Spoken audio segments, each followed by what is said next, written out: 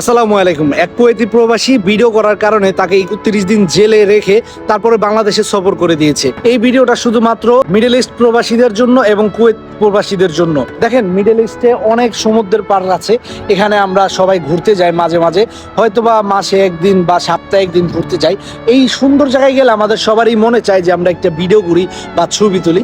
তেমনি এই ভাইটি ঘুরতে গিয়েছিল সমুদ্রের পাড়ে কুয়েতে, তারপরে সে একটা ভিডিও ধারণ করে এবং এই ভিডিওটা মিডিয়াতে ছাড়ার পরেই তার নামে একটা মামলা করা হয়, কারণ ওই জায়গাটা ছিল প্রাইভেট এরিয়াতে ভিডিও করার কারণে তার জীবনে এত বড় একটা দুর্ঘটনা হয়ে গেল। দেখেন, একটা ভুল সারা জীবনের কান্না হয়ে যায়। এই তার একটা ভিডিওর কারণে তার ফ্যামিলি সহ তার জীবনে কত বড় একটা বিপদ নেমে আসলো। কারণ আমরা প্রবাসী আসলে 8-9 লাখ 10-12 লাখ টাকা খরচ করে প্রবাসী আসি, তারপরে এই টাকা উঠাতে আমাদের 2-3 বছর চলে যায়।